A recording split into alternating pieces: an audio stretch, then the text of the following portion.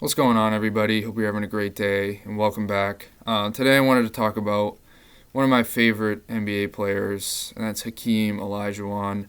Too young to have watched him, but I really do love him and think he's sometimes underappreciated. And I wanted to talk about a handful of reasons why he might be better than you think or you remember or you know. So, yeah, let's get into it. Number one was he most likely should have two more Defensive Player of the Years, and those would be in 1989 and 1990. He lost to Mark Eaton and Dennis Rodman, respectively. And I'll put up the races there so you can see the stats. Um, but these were probably the best two chances he had outside of the 2 years he won to win more Defensive Player of the Years, and he would have been tied for the record with four. These years, I mean, the blocks, the steals are obviously there. You know, his defensive ratings were excellent, defensive win shares. I mean, everything. He probably should have won these. There are a few more years that were close, but I think these two would be the best, best picks outside of the 2 years that he did win the award. Um, and speaking of his defensive prowess, he does hold the record for most blocks ever with 3,830. And the one guy who maybe has a chance to get there is Victor Wembanyama. And excuse me, for after this season, he would need over 12 full seasons worth of games, averaging 3.6 blocks a game, which he did this season, to beat Hakeem's record. Thinking about how impressive it was to watch Wemby do what he did this year, for him to beat that record or even just get close to it would be beyond impressive. So that goes to show how good Hakeem was at blocking shots.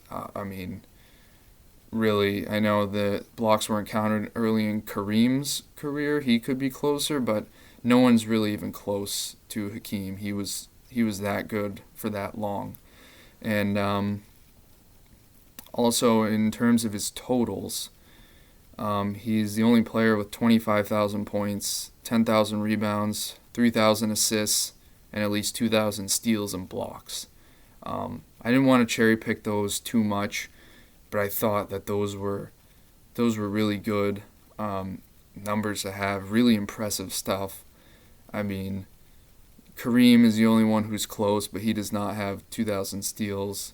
And I just think it goes to show how impressive Hakeem was, all around. And, those numbers are just, it's not easy to do. Some guys are close, but they lack in the steals department, or they lack in the points department, or the blocks. He has them all. And I think that's something that's just extremely impressive and really shouldn't be overlooked. Now, a few more quick points about him and his stats, specifically the defensive ones.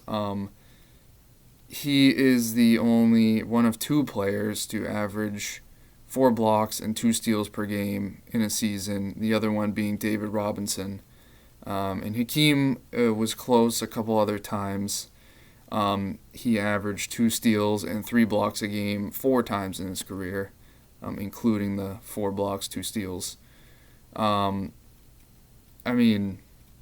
Yes, a lot of guys would get a lot of blocks back in the day. Mutombo, Eaton, David Robinson did as well. Shaq would, but not really.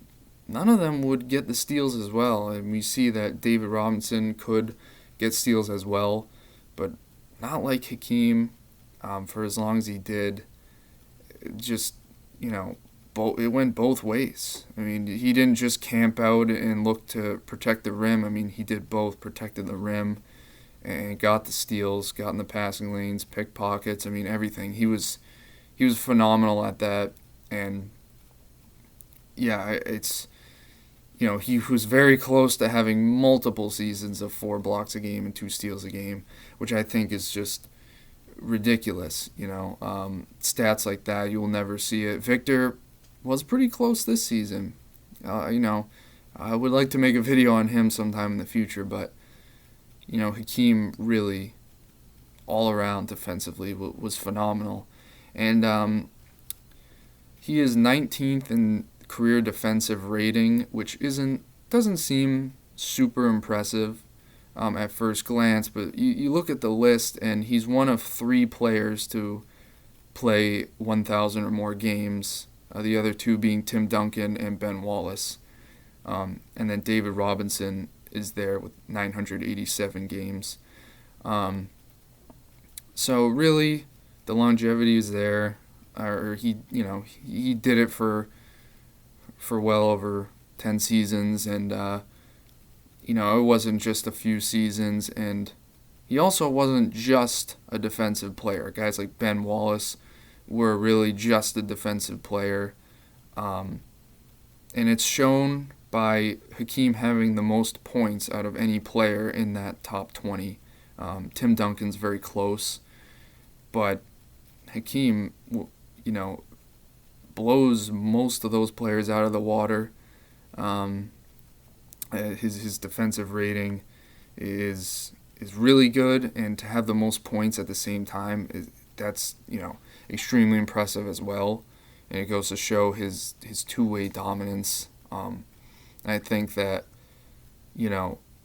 we won't really see a player like that anytime soon.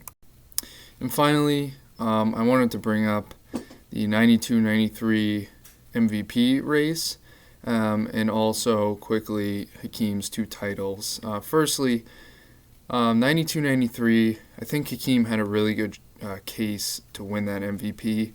I'll put up the stats for all the players in the race. Charles Barkley had an excellent year. He was very deserving of it, and the Suns won 62 games, so that was a big reason for it. But I think Hakeem had slightly better stats. The team still did very well. I think he definitely could have won that. There's also a guy named Michael Jordan who was in the race, but he could win basically every year he played, or every year that he didn't win the award. So I think Hakeem had a really good case to win this award. I think Barkley's team winning more games was the deciding factor. But yeah, I do think Hakeem could have won 2 MVPs in his career. And he did win 2 championships in his career. And I'm going to put up a table ranking the hardest NBA rings of all time. And it's based off a metric called Simple Rating System. Jimmy High Roller did a video on it. And basically it takes into account a team's point differential and their strength of schedule. So higher the number, the better, lower, worse. And the numbers you will see on the table next to each champion are, the addition of each of the teams they beat's simple rating system number. So the higher the number up there, the tougher competition they face, the tougher path they had to face to win their ring. And you can see 95 Rockets, number 1, based on this metric. 94 Rockets, number 9, based on this metric.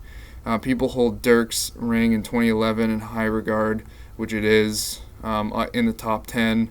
I hold it in a high regard as well. But Hakeem, according to this, has the hardest ring and another ring in the top 10. So, if you think all rings are different, like I do, and maybe hold some in higher regard than others, then these 2 rings should be held in very high regard, I think anyway. But for these reasons, this is why I think Hakeem Olajuwon is better than some people may know or remember or think. So that's going to do it. Thank you guys for watching. Please leave a like, comment. I want to hear your suggestions, your thoughts, anything. I really appreciate it. So until next time, I'll see you guys soon.